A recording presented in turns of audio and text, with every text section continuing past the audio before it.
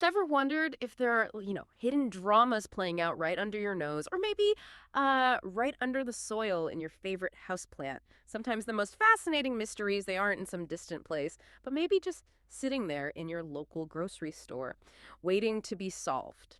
And that's exactly where we're heading today. We're doing a deep dive looking into some really captivating insights from Ang's Note on Gardening. This entry is from August 28th, 2025. What Ang found? Well, it's not just about one specific plant. It's a really profound lesson, actually, in reading those subtle signs, the ones we often miss about plant health. And interestingly, it even throws up a challenge for AI, for artificial intelligence. So, our mission today, let's unpack this. We want to reveal not just the plant's identity, which is surprising in itself, but also some crucial insights, things you can really use for your own plants, maybe even this week. So, let's jump in.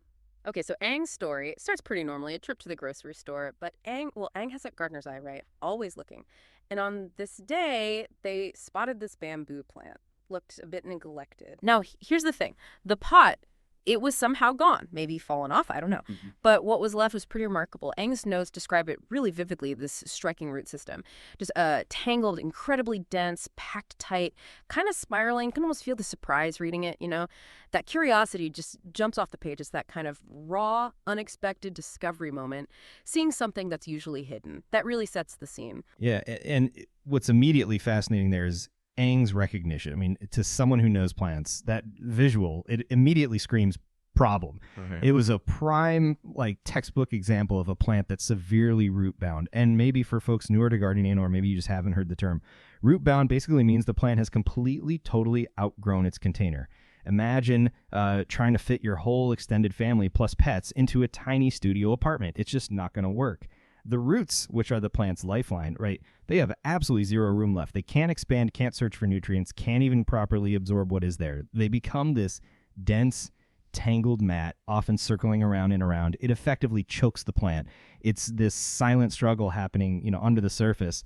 That tiny house analogy, that's perfect, really paints a picture. But what's really compelling, and I think this is a vital lesson for all of us, Aang didn't just notice the exposed roots. Here's where it gets, really interesting. Because Aang's notes point out an earlier sign. A telltale sign that, honestly, many of us might miss. I know I might. Aang remembered seeing this same plant before, still in its pot. And that pot, it had a crack. A distinct, noticeable crack.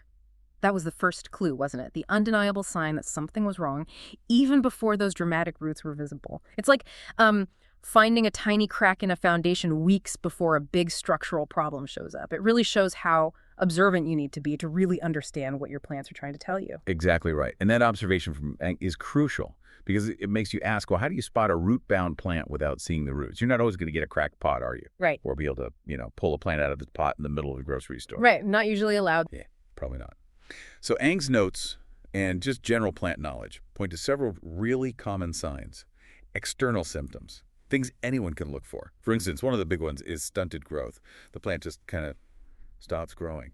Or maybe the new leaves are way smaller than the old ones. It's not pushing out new shoots. It's just stuck, stagnating. Another key sign is leaf discoloration, often yellowing or browning, especially on the older leaves, the lower ones. Okay. Why the lower ones first?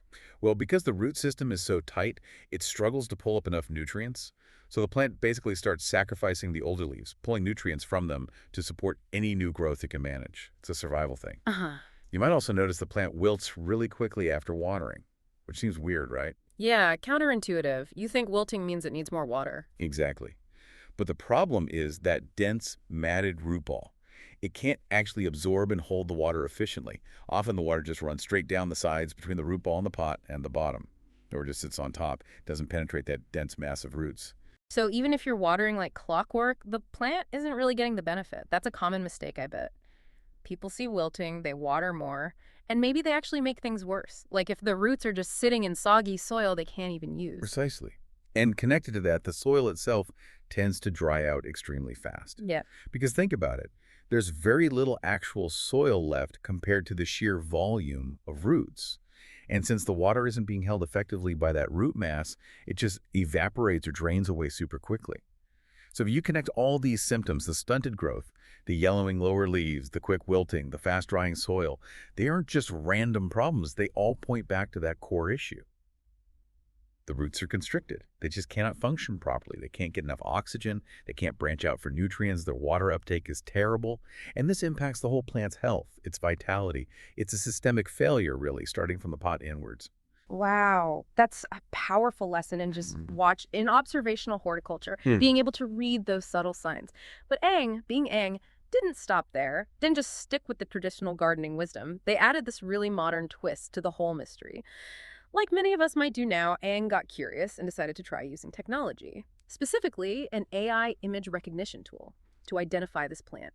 And here's the kicker, the really unexpected part. The AI couldn't do it. It couldn't give a correct answer, which highlights something really fascinating, maybe humbling, about our tech sometimes. So for everyone listening, maybe wondering, what was this mystery plant? The one that stumped the AI, even seeing its bare roots. It was, in fact, bamboo, just good old neglected bamboo. But the AI totally missed it. It really makes you pause, doesn't it? Aang, the human expert, instantly knew the problem, knew the plant. The AI, with all its data, couldn't. And this is where the deep dive really gets interesting, I think. Why? Why would an AI fail here? I mean, these tools are so good at identifying faces, cars, even other plants from, leaves and flowers. Why fail with bamboo roots? What's fascinating is that most AI image models, they're trained on huge data sets, right? But those images usually show plants, well, looking like plants. They show the leaves, the flowers, the overall shape, the growth habit. Those are the features the AI learns to recognize for a species. Right, the typical stuff. Exactly. An exposed root ball, especially one as dense and tangled as this poor bamboo's, it's a completely different visual challenge. Roots can look really different, even within the same species.